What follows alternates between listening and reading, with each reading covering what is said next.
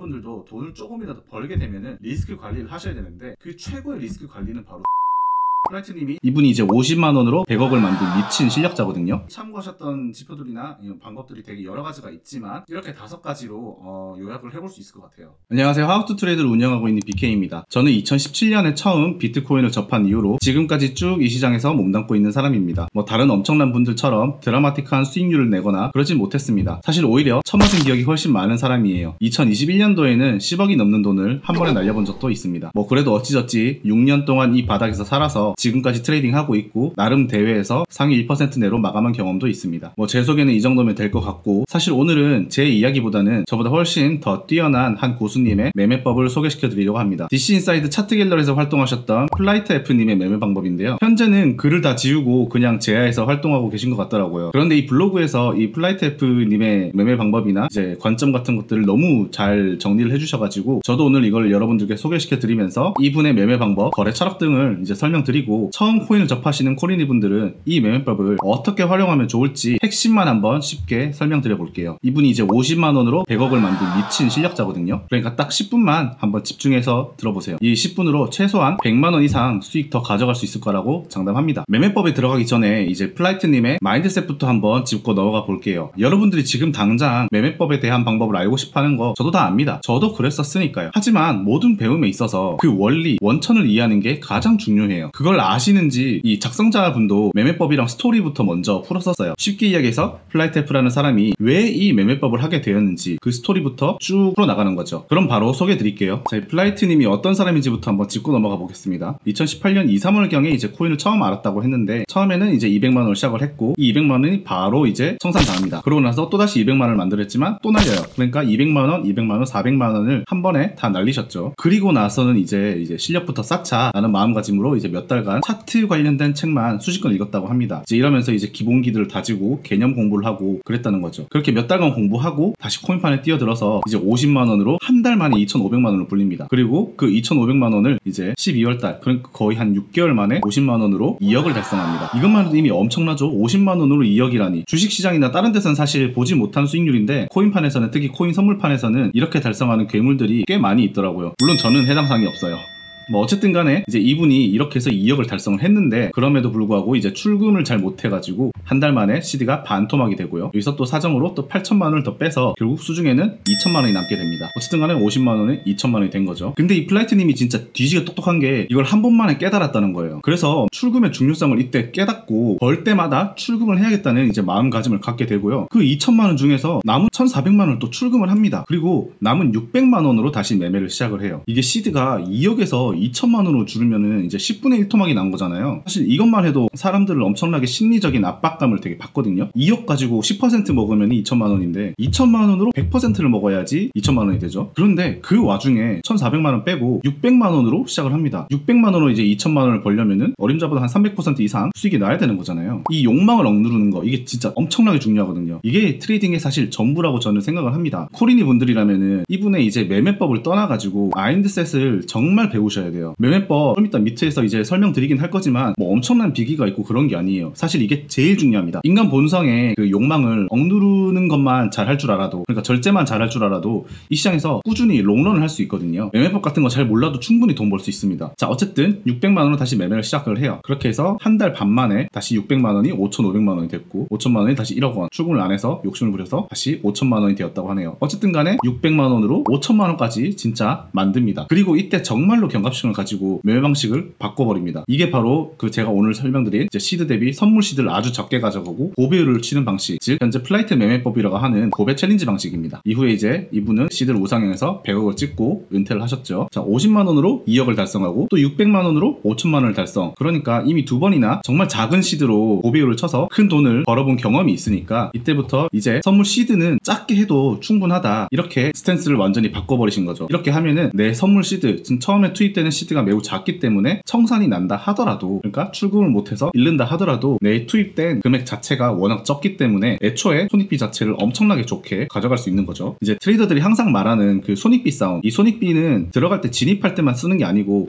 애초에 시드 배분할 때부터 손익비를 좋게 이미 세팅을 하고 들어간 겁니다. 자, 여기까지가 이제 매매를 하기 전에 이제 마음가짐과 시드 배분에 대한 이야기였고요. 저는 이게 제일 중요하다고 봅니다. 그러니까 다시 한번 보면서 이제 그 마음가짐, 멘탈부터 먼저 한번 잡아보시고요. 이제 진짜로 플라이트좌가 어떤 방법으로 거래를 했는지 계속 말씀드릴게요. 자, 이번에 저도 플라이트 매매법 이거를 블로그에서 공부를 하면서 느낀 생각이, 매매법이 5탄까지나 있거든요. 최대한 압축을 해놓은 거겠죠. 그럼에도 불구하고 내용들이 꽤나 방대했어요. 그래서 이거를 최대한 요약을 한번 해보자면, 첫 번째가 바로 이 거래량과 다이버전스를 통해서 추세 반전을 확인하는 거였어요. 플라이트 매매법 첫 번째부터 한번 볼게요. 비트코인이 지금 상승 추세에 있죠. 물론 떨어지기도 하지만 되돌림을 주고 다시 횡보 좀 하다가 다시 올라가고 이런 모습을 계속 보여주고 있어요. 지금 우리 이 이평선인데, 이평선이 우리가 흔히 말하는 정배열 상태의 이평선이니까 계속 상승 추세에 있는 거는 우리가 확인할 수 있죠. 이런 것만 보면 우리 어떤 생각을 하죠? 아, 계속 상승하겠네, 이렇게 생각하기가 쉬워요. 그런데 언제까지나 영원한 상승은 없어요. 저는 몇 번 겪어봤고, 아마 처음 오시는 코리니 분들은 이때쯤 되면은 보시면 5월이고 6월이고 이렇잖아요. 이게 일봉인 것 같은데 한 달 넘게 계속 이렇게 상승만 보면은 사람들이 하락을 대비를 하지 못하고, 원숭이도 진짜 그냥 돈 번다고 할 정도로 다들 가자 거리고 있거든요. 그런데 이러다가 큰 거 한 방 맞습니다. 진짜 이 추세 전환의 신호를 먼저 파악하는 게 정말 중요한데, 그 파악을 이제 거래량과 다이버전스로 본 거예요. 자, 내려가다 보면은 거래량이 점점 줄어든다. 이제 건전한 상승이란 거는 추세선에 닿을 때마다 거래량이 터지면서 계속해서 올라가는 게 건전한 상승이다 라고 말을 하시는데, 보시면은 가격은 계속 올라가는데 거래량은 계속 줄고 있죠. 자, 가격이 올라가면은 사람들이 어떻죠? 이거 계속 올라가네? 더 올라가겠네. 그러면 더 올라가기 전에 나도 어떻게든 막차 타야지 라는 생각을 가지고 이제 계속해서 막차를 타고 매수를 하려는 개미들이 붙기 마련이에요. 그런 개미들이 붙으면 당연히 거래가 활발하기 때문에 거래량이 높아져야겠죠. 그런데 지금 이 밑에서부터 이 위에까지 엄청나게 올랐잖아요. 그러니까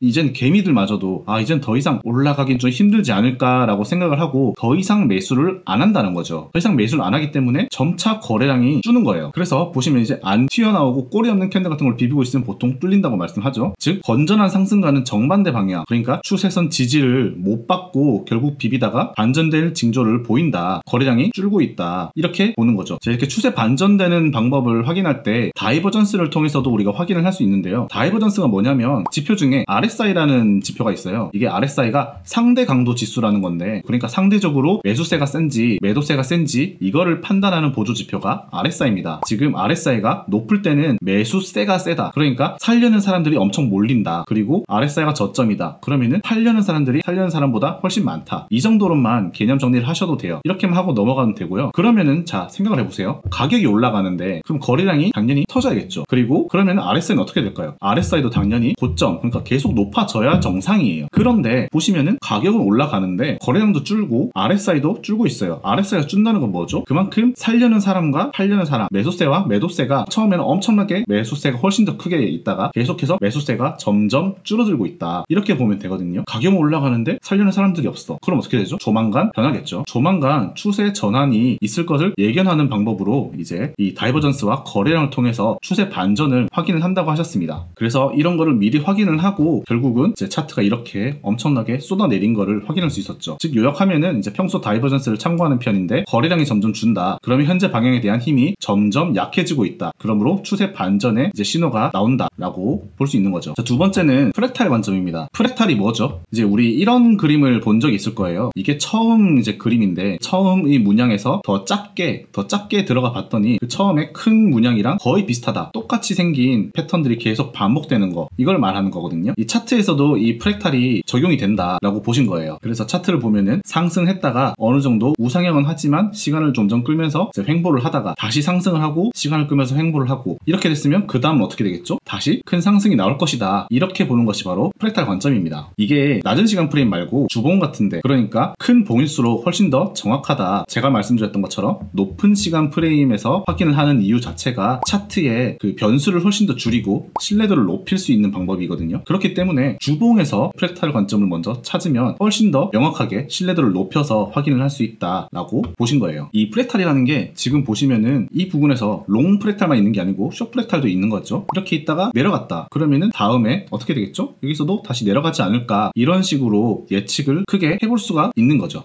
물론 프랙탈만 가지고 플래티님이 이제 분석을 하신 건 아닐 거예요. 다른 것들도 보겠지만 프랙탈을 가지고 큰 흐름에서 전체적인 방향이 어떻게 흘러갈 것이다, 이런 거를 확인을 하셨던 것 같아요. 그 다음으로 확인하는 게 이제 채널과 매물대 작도인데요. 보시면 여기서 왜 멈췄지 하면 매물대고, 여기서 왜 지지받았지 하면 채널 아니다. 이게 뭔 말이죠? 매물대 결국 저항이고 채널 아니다, 지지다, 이렇게 본 겁니다. 그래서 매물대와 채널이라고 말은 했지만 결국 이게 지지와 저항을 말씀하신 거더라, 이렇게 우리는 확인할 수 있었고요. 우리가 저항을 확인할 때, 그러니까 그 플라이트님이 말하는 매물대를 이제 확인할 때 이 플라이트님이 자주 보시는 지표가 이제 VPVR이라는 지표예요. VPVR 지표를 키시면 이렇게 옆에 매물대가 형성이 되는 걸 우리가 볼 수가 있어요. 그렇기 때문에 우리 그냥 딱 눈에만 봐도 지금 여기가 매물대가 형성이 되어 있구나 라는 걸 우리가 확인할 수 있죠. 그래서 이렇게 많이 매물대가 쌓여있는 구간은 한 번에 뚫기가 어렵다, 이렇게 판단을 하신 거예요. 사실 우리가 이제 지지와 저항을 선으로 표현은 했지만 이게 꼭 선으로 정확하게 맞아떨어질 리가 없어요. 사실은 이렇게 선보다는 이런 식으로 이제 매물대 구간으로 표시를 하는 게 사실은 제일 정확하거든요. 이런 식으로. 그런데 이거 사실 우리가 귀찮아서 작도를 할 때 이런 식으로 잘 안 하죠. 그래서 우리가 이렇게 사각형으로 표시를 하지 않고 그냥 선으로 일단 가름해서 표현을 하는데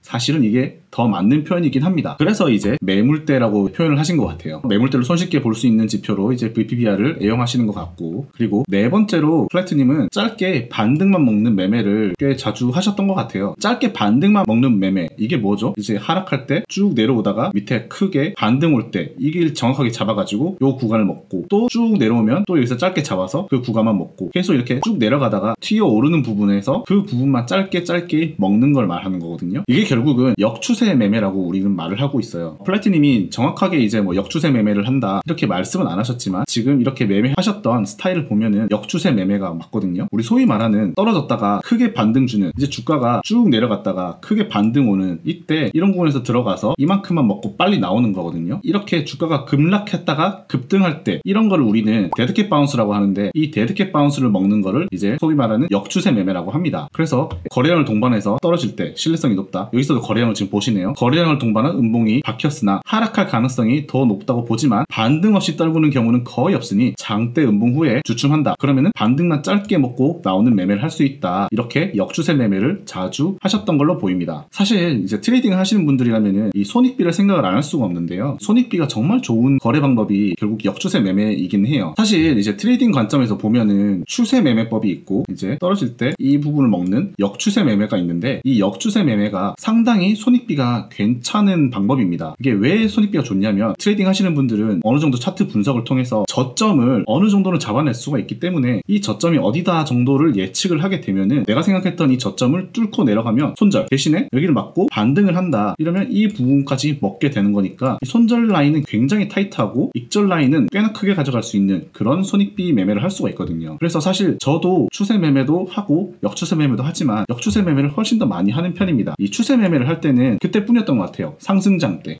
때는 트레이딩 하는 것보다는 그냥 사놓고 가자 하는 게 훨씬 더 돈 많이 벌더라고요. 어쨌든 이 플라이트님도 이 손익비가 괜찮은 역추세 매매를 즐겨 하셨던 걸로 보이고요. 자, 마지막으로 이제 이평 저항, 이걸 좀 많이 보셨던 것 같아요. 이동평균선을 지지나 저항선으로 보고 거래를 하시는 건데요. 저도 되게 많이 쓰는 방법이긴 합니다. 보시면 이해를 좀 하셔야 되는 게, 지금 이 차트가 이렇게 보이지만 이거 사실 리버스 차트입니다. 거꾸로 차트라서 하락장이라고 보셨으면 돼요. 하락장 때 보면은 닿기만 하면은 반등이 나오는 걸 보니까 하락장에서 이평만 닿으면 숏을 쳤다는 얘기거든요. 여기서 보시면은 이제 하락장에서 이평에 닿기만 하면 다시 떨어지고 닿으면 떨어지고 이런 걸 계속 볼 수가 있었죠. 그리고 첫 번째 그래서도 보시면은 상승 때 이평선만 맞으면 올라가고 이평선만 맞으면 올라가고 이평선 맞으면 올라가고 이런 걸 계속 볼 수가 있었어요. 그래서 이렇게 상승장이나 아니면은 하락장 때, 그러니까 이평선이 완벽하게 가지런할 때, 이런 추세장일 때 이제 어느 정도 되돌림이라고 하죠. 되돌림이 나왔을 때 이렇게 이평선을 통해서 이쯤에서 다시 추세를 맞춰서 들어가면 하면 큰 반등을 먹을 수 있다, 이렇게 보고 차트를 분석하신 것 같아요. 자, 그래서 정리하자면 플라이트님이 참고하셨던 지표들이나 방법들이 되게 여러 가지가 있지만, 이제 첫 번째가 거래량과 다이버전스를 통한 추세 반전 확인, 그리고 이제 두 번째가 프랙탈 관점을 통해서 차트를 분석하는 것, 그리고 세 번째가 VPVN 차트를 통해서 채널과 매물대를 확인하는 법, 그리고 네 번째로 매매 스타일은 역추세 매매를 통해서 이제 짧게 반등만 묶는 방법을 많이 쓰셨던 것 같고, 마지막으로 이런 걸 쓸 때 이동평균선 저항, 그러니까 이평 저항을 통해서 이제 차트를 분석도 하셨습니다. 이렇게 5가지로 요약을 해볼 수 있을 것 같아요. 그리고 무엇보다 중요한 거는 출금의 중요성이었다는 거. 영상 처음에 말씀드렸던 것처럼 시드를 1억이나 큰 돈을 잃었을 때 그때 이제 출금의 중요성을 알았다고 말씀드렸죠. 그래서 코인판에서는 사실 돈을 얼마를 벌던 간에 출금을 안 하면 이거는 사이버머니다, 진짜 가상화폐다 라는 말이 있거든요. 그런 만큼 진짜 여러분들도 돈을 조금이라도 벌게 되면은 리스크 관리를 하셔야 되는데, 그 최고의 리스크 관리는 바로 출금입니다. 출금을 항상 꾸준히 하는 이런 습관을 들이셔야 돼요. 지금 플라이트님도 2억까지 벌었다가 2천만 원밖에 안 남았잖아요. 근데 이 2천만 원으로 몰빵을 친 게 아니에요. 저 같아도 화딱지 나서 몰빵 쳤을 것 같은데, 몰빵 안 치고 2천만 원 중에 1,400만 원은 출금을 하셨어요. 이렇게 꾸준히 계속 출금하는 습관을 꼭 기르시기 바라겠습니다. 자, 오늘 영상은 여기까지로 마무리하고 다음 영상에서 또 찾아뵙도록 하겠습니다. 시청해주셔서 감사합니다.